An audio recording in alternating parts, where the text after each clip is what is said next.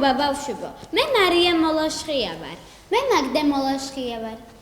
ცოტაოდენი პაუზის შემდეგ მე და ჩემი თანატოლები ისევ დავბრუნდით ჩვენ საყვარელ ტელევიზიაში. დღეს მე და მარიმ ახალ წამყვანთან ერთად მოვამზადეთ დღევანდელი გადაცემა. ყოველ რუბრიკაში ახალ წამყვანს წარმოგიდგენთ და შევეცდებით ჩვენი გადაცემა უფრო საინტერესო გავხადოთ. დღეს მე და მარიმ მოვამზადეთ თემა ზოგიერთი რამ ხელოვნების შესახებ. თქვენი ყურადღება გვინდა შევაჩეროთ სახვით ხელოვნებაზე. მხატვრობა პოეზია, რომელიც უნდა დაინახო და არა იგრძნო. ეს არ არის მხოლოდ გალერეებში. ის შეგიძლია ნახო ეკლესიებში, სხვადასხვა ქუჩებში, ჟურნალებში. ხელოვნება ყველგანაა ის ჩვენს გარშემოა. ის შეიძლება ეყრდნობოდეს ისტორიულ წყაროს, რომელიც ინფორმაციას გვაქვს უდიდეს წარსულის შესახებ. ისტორიის შესწავლის სურვილი მსოფლიოს სხვადასხვა კუთხეში მოგზაურობისკენ გვებიძგებს. ნებამონი ძველ ეგვიპტეში თანამდებობის პირი იყო, რომელმაც სიკვდილამდე დაახატვინა ნადირობის სცენა. რომ საიქიოში ბევრი თევზები, ფრინველები და ცხოველები მოინადირებინა.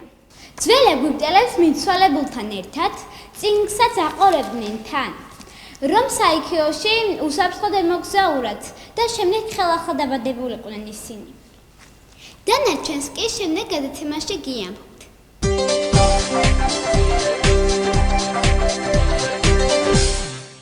ახლა კი სტუდიაში ვიწვევთ ფერადი ამბების ახალ წამყვანს, ნომერ 2 საჯარო სკოლის მოსწავლეს ჯემალ ხუბუას.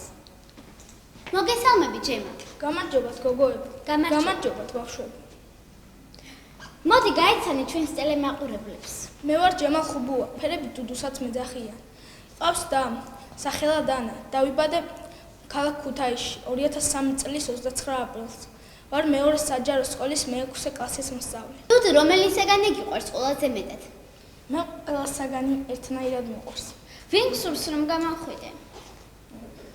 მე ძალიან მინდა გამოვიდე ცნობილი ფეხბურთელი. და გადაწყვეტე რას ვამბობ ჩვენს ტელემაყურებლებს?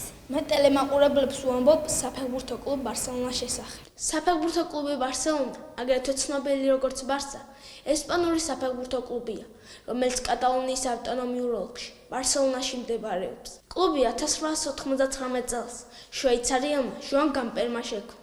ბავშვებო, კლუბის დევიზია Més que un club, რაც ესპანურად ნიშნავს უფრო მეტი ვიდრე კლუბი. ბარსელონა ერთ-ერთი იყო 1928 წელს ჩემპიონატის დამაარსებელთა შორის და ბილბაოს ატლეტიკსა და მადრიდის რეალთან ერთად იმ გუნდს წარმოადგენს, რომელსაც პრიმერა დივიზიონი არასოდეს დაუტოვებია.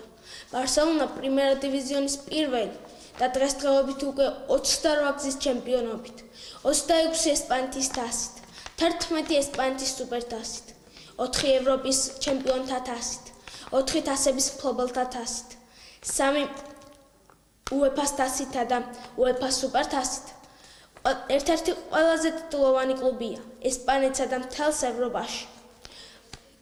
კლუბის მთავარი არენაა კამპ ნოუ, ევროპაში ყველაზე ტევადი სტადიონი. ბავშვებო, ბარსელონას მიმდინარე შემადგენლობა ასეთია.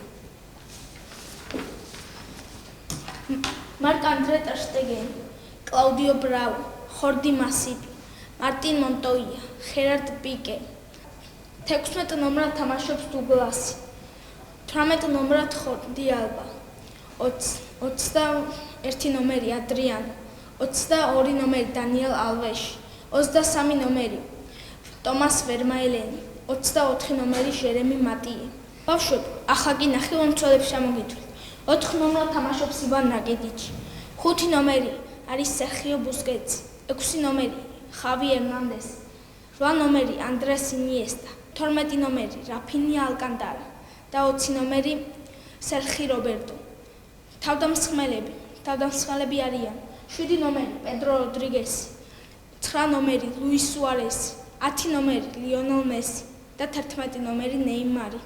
ბავშვებო, ამათგან ჩემი საყვარელი ფეხბურთელი ლიონელ მესია, რომლის შესახებაც შემდეგ გადაცემაში დაწვრილებით მოგიყვებით. ბავშვებო, შემდეგ რუბრიკას ანი წარუძღვება.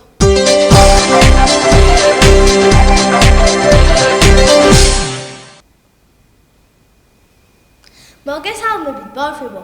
მე ანიკო პრავა ვარ. იმედია გახსოვართ.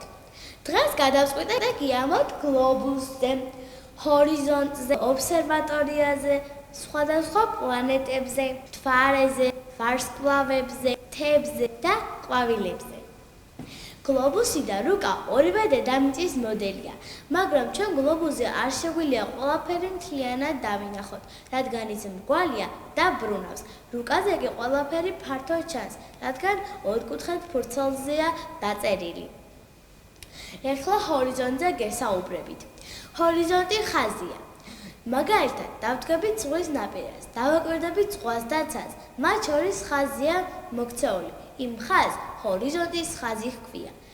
ჰორიზონტს ჩვენ წინ ვერაზროს გავუსწრებთ და ვერც მივახცევთ მის ხაზამდე. თუ გაუსწარით, ის მაინც გადაინაცვლებს ჩვენს წინ. ჰორიზონტს თავისი მხარეები აქვს. ზევით არის ჩრდილოეთი, ქვევით სამხრეთი, მარჯვნივ აღმოსავლეთი, მარცხნივ დასავლეთი. ახლა ობსერვატორიაზე გესაუბრებით. ობსერვატორიაში იკვლევენ პლანეტებზე, ვარსკვლავებზე. პლანეტებისა და ვარსკვლავების მკვლელს ასტრონომი ჰქვია. ობსერვატორიაში ისეთი ტელესკოპებია, რომელშიც ძალიან დიდი გამადიდებელი შუშები დგას. და იქიდან შეგვიძლია დავინახოთ სხვადასხვა პლანეტები და ვარსკვლავები. პლანეტების ოჯახში 8 პლანეტაა: დედამიწა, მარსი, სატურნი, მერკური, ვენერა, იუპიტერი, ურანი, პლუტონი. ნეპტუნი პლანეტა არ არის. ის ჯერ ვერ გაარკვევს მეტეორიტია თუ ასტეროიდი. ეხლა მთვარეზე გესაუბრებით. მთვარე არ ანათებს. მთვარეს მზე ანათებს. ჩვენ დავაკვირდებით მთვარეს. მთვარე არის შევსებული, ნახევარმთვარე, ნამგალა მთვარე. ჩვენ თუ მივხვდებით, მთვარეს უამრავი ფორმა აქვს. დავაკვირდებით, ესევე აქვს მას ორმოები. იმ ორმოებს კრატერები ჰქვია. ახლა ვარსკვლავებზე გადავიდეთ. ჩვენ ვიტყვით, რომ ვარსკვლავი უამრავია, მაგრამ ეს ასე არ არის. ვარსკვლავი ერთია, მაგრამ ძალიან დიდი. დიახ, ჩვენ ვამბობთ, რომ ვარსკვლავი ჩამოვარდა და სურვილის ჩაფიქრება შეგვიძლია, მაგრამ ეს ტყუილია, ეს ადამიანის მოფიქრებულია. სინამდვილეში ის კი არ ჩამოვარდა, ის მოკვდა და ჩაქრა, რადგან დიდი ხანია არსებობს.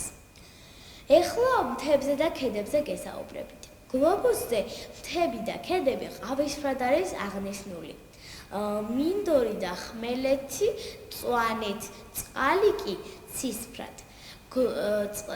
დედამიწაზე წყალი 70%-ია, დანარჩენი პროცენტები კი ხმელეთია. მთას აქვს რამდენიმე ნაწილი: მაღლობი, დაბლობი, მწვერვალი და კენწერო. ეხლა ყვავილებზე გესაუბრებით. ეს ყვავილის ძირია, ეს ფესვი, ეს ღერო, ეს ფოთოლი, ეს კი ყვავილის ნაყოფია. მაგალითად, პეპელა შეუძლია მის დააჯდეს ყვავილს და მისი ულამაზესი სურნელი შეიგრძნოს. ასევე ფუტკარი მას დააჯდება და მისი ნაყოფისაგან უგემრიელეს თავს ამზადებს. ახლა კი მსურს გაგაცნოთ ჩვენი გადაცემის ახალი წამყვანი, ნომერ 15 საჯარო სკოლის მოსწავლე მარიამ გობრონიძე. გამარჯობა მარია. გამარჯობა ანი, გამარჯობა ბავშვები. მარია, ძალიან გამიხარდა რომ შენ ჩვენი გადაცემის წამყვანი გახდი. გილოცავ და წარმატებებს გისურვებ. მადლობა ანი. მარია, რომელ კლასში ხარ? მე მე-4 კლასში ვარ. თავისუფალ დროს რას აკეთებ? ზოგჯერ წიგნს ვკითხულობ, ხანდახან ველოსიპედიც ვკარავ. ფინქსურს რომ გამოხვიდე? ჯერ მაგაზე არ მიფიქრია.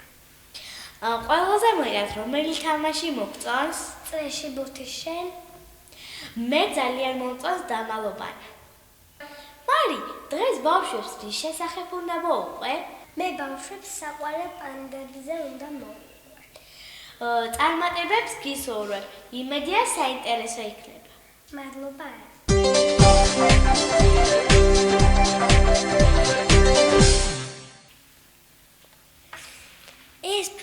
ცხოველი ნამდვილ დათვს მოგაგონებს, რადგან ის ძალიან წააგავს დათვს. დასავლეთ ჩინეთში 1000-ზე მეტი გიგანტური პანდა ბინადრობს. ხო და თუ სამოგზაუროდ გაემგზავრებით, მოინახულეთ ეს ფაფუკი ცხოველები. პანდები 3 მილიონი წლის წინ გაჩნდნენ. ჩინელები მათ დიდ კატა დათვებს ეძახიან, ალბათ იმიტომ, რომ კატებს ამსგავსებენ. ბავშვებო, 1 წლის პანდა უკვე ხეზე ცოცვის ოსტატია. პანდას თეთრი ბეწვის ქვემოთ აქვს შავი კანი, ხოლო შავი ბეწვის ქვემოთ ვარდისფერი. პანდას კბილი ადამიანის კბილზე 7-ჯერ დიდია. ბავშვებო, დღე-ღამის განმავლობაში 16 საათს ჭამაში და ძილში ატარებს დროს პანდა. ბავშვებო, პანდას ძირითადი საკვებია ბამბუკის ფოთოლი და ფესვები. ჩინეთში პანდა მშვიდობის სიმბოლოდ ითვლება. ბავშვებო, პანდა გადაშენების პირას მყოფი ცხოველია. ის სიაში მეორე ადგილზეა, მასზე კვლავაც ნადირობენ.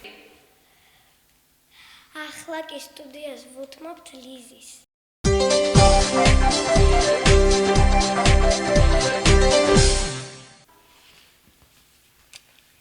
გამარჯობა ბავშვებო. მე ლიზი წოწონავა ვარ და სანამ გადაცემის ახალ წამყვანს გაგაცნობდეთ, მანამდე მინდა ჰორიზონტზე და მის მხარეებზე გიამბოთ.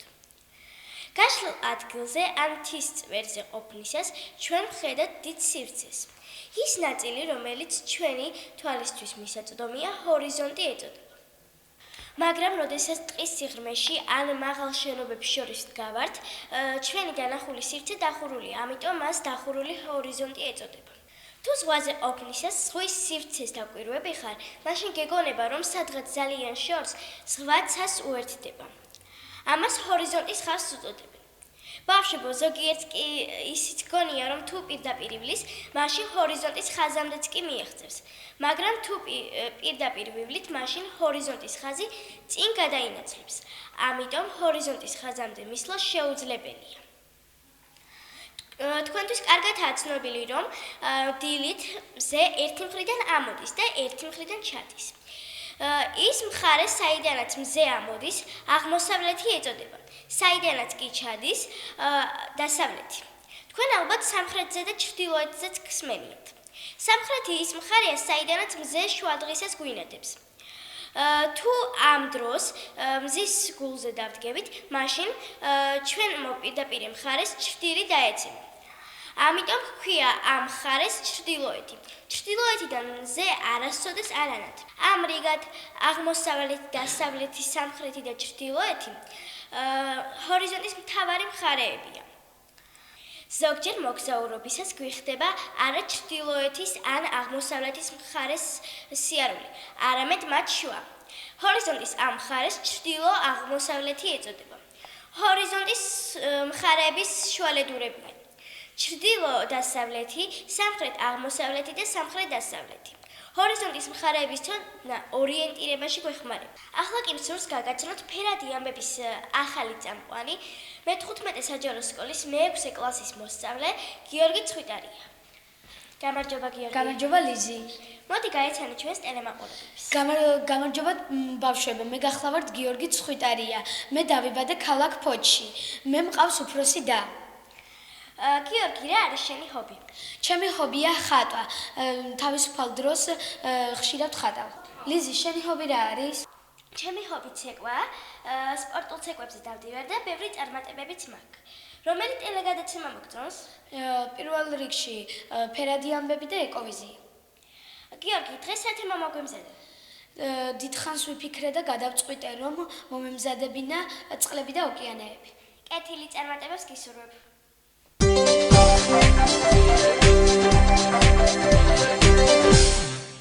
წყლები და ოკეანეები. დედამიწის 1/4 ხმელეთია.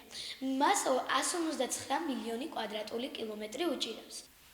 დარჩენილი 3/4 კი წყალია, დედამიწაზე 5 ოკეანეა. წყნარი ოკეანე, ატლანტის ოკეანე, ინდოეთის ოკეანე და ინდოეთის ოკეანე, სამხრეთის ოკეანე და ჩრდილოეთ ყინულოვანი ოკეანე.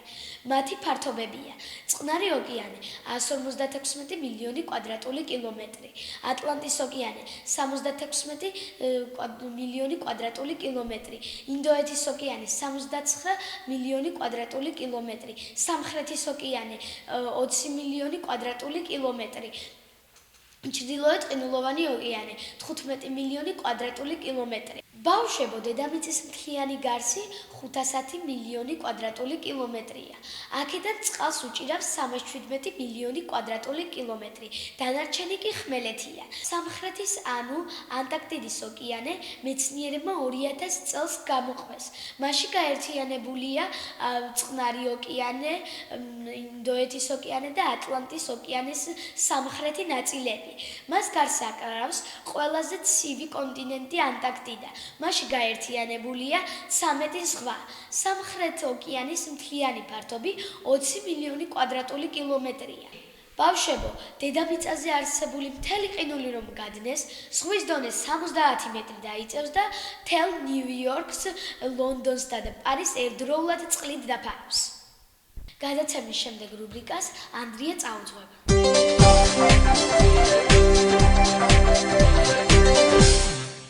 გამარჯობა ბავშვებო. მე ანდრია ზარიძე ვარ. მე ამ რუბრიკაში მოგიყვებით თუ როგორ სუნთქავენ ყველა ცოცხალი არსებები. ადამიანს შეუძლია საჭმლის გარეშე რამოდენიმე დღე გაძლოს, მაგრამ ჰაერის გარეშე 5 წუთსაც ვერ იცოცხლებს. რატომ ხდება ასე? ჰაერი ჟანგბადს შეიცავს, რითაც ამ ჟანგბადს ყველა ცოცხალი არსება მოიხმარს. ადამიანის ძუძუმწოვარი ცხოველები და ფრინველები ფილტვებით სუნთქავენ. დაიდევი ხელის გულით ცხვირთან. როდის უფრო თბილია ჰაერი? ჩასუნთქვისას თუ ამოსუნთქვისას? რა თქმა უნდა, ამოსუნთქვისას, იმიტომ რომ ჩასუნთქვის დროს ჰაერი ფილტვებში თბება და ის თბილი ჰაერი გარეთ გამოიდევნება. ჰაერი ცხვირიდან ხვდება ფილტვებში. ფილტვებიდან კი მთელს ორგანიზმში. ზოგჯერ სუნთქვისას ჰაერს თანდათან მტვერით შეყვება და ის მტვერი ამოსუნთქვისას გარეთ გამოიდევნება. გაგიკვირდებათ ალბათ, როცა გაიგებთ, რომ თევზები წყალში სუნთქავენ და სხვა წყალში მცხოვრებნი ორგანიზმები, რომლებიც ზედაპირზე არ ამოდიან. ისინი წყალში არსებული ჟანგბადით სუნთქავენ. მაგალითად, თევზი ლაყუჩების დახმარებით სუნთქავს. ლაყუჩი ძალიან ფაქიზია და მას თავისი სახურავი იცავს დაზიანებისაგან. ახლა კი დროა გაგაცნო ჩვენი ახალი წამყვანი. მესამე საჯარო სკოლის მოსწავლე მშვენიერი ანანო გოგუაძე. გამარჯობა ანანო. მოგესალმებით ტელემაყურებლებ. ანანო, მოგვიყევი შენს შესახებ. მე ვარ ანანო გოგუაძე 7 წლის მეორე კლასის მოსწავლე. დაკავებული ვარ სამედიცინო კოპიტ რადიო ჭედრაკაზე. ანანო, თოჯინები თამაშობ თუ სწავლით ხარ დაკავებული? ამ ეტაპზე სწავლით ვარ დაკავებული. არ დადაგებზე კი თამაშობ. ანანო, ვინ გსურს რომ გამოხვიდე? მე მსურს გამოვიდე ჟურნალისტი. დღეს რა მოგვიმზადე? მე დღეს ჩვენს ტელემაყურებლებს ნიანგების შესახებ ვამბობ. ფიქრობ ნუ თუ არავის უთქვამს თქვენთვის ნიანგის სემლებს ნუ აფრქვევო, გადატანითი მნიშვნელობით ნიანგის სემლები ყალბმოჩვენებით სემლებს ნიშნავს, მაგრამ სინამდვილეში შერი ნიანგი თვალებიდან ცენას ნაშუღრისოს ამ მსხვერპლს მიირთმევს. ბავშვებო, აქ ქვეწარმავალის კანისაგან ბევრ აქსესუარს ამზადებენ. მაგალითად ნიანგის ტყავისაგან დამზადებული საფულე $15,000 ღირს. იცოდეთ, რომ ყველაზე დიდი ნიანგი 1 ტონას იწონის და 7 მეტრის სიგრძისაა, ყველაზე პატარა კი მხოლოდ 1,6 მეტრია და წონაც ბევრად ნაკლები აქვს. არსებობენ ტომები, რომლებიც ნიანგის ტყას თავიანთ ძალაუფლებად მიიჩნევენ და ამით საკუთარ ძალაუფლებას უსვამენ ხაზს. ბავშვებო, ზოგიერთი ტომის წარმომადგენლები ცოცხალ ნიანგებს აძრობენ ტყას, რაც სრულიად უმტკინელო პროცესი ყოფილა. ანდრია, ზოგ ტომებში ქვეწარმავლების ნადირობა კი სიკვდილით ისჯება. ზაფხულობით პირდაპირ ნიანგები მდინარის და საფრთხობით წვანენ, პირიქით იმიტომ დაუღიათ, რომ გაგროვდნენ. ეს უდიდესი ქვეწარმავლები კუდის დახმარებით დაცულან. წყლის ქვეშ კი 2-3 საათს ჩერდებიან. თუ წყლის ქვეშ ნიანგის თვალებს დააკვირდები, აღმოაჩენ, რომ ის წითელია. პირველ ნიანგები 240 მილიონი წლის წინ გაჩნდნენ დედამიწაზე დინოზავრებთან ერთად. ნიანგები დაახლოებით 80 წელიწადს ცოცხლობს. ოჯა ხანან, მართლაც კარგი თემა მოგემზარდებია. ნიანგები კვერცხის დადებით მრავლდებიან? დიახ, ანდრია. ნიანგები კვერცხის დადებით მრავლდებიან. ბავშვები, ჩვენი გადაცემის ნახვა შეგიძლიათ YouTube-ზე. შედით მეცხრე ტალღის გვერდზე და აკრიფეთ ფერადი ამბები. Facebook-ზე კი შეგიძლიათ მოგწეროთ, თუ დაგულაიქეთ, ძალიან გაგვიხარდება. ახლა კი დროა დაკავშირდებოთ. მომავალ შეხვედრამდე. ნახვამდის ბავშვებო. ნახვამდის.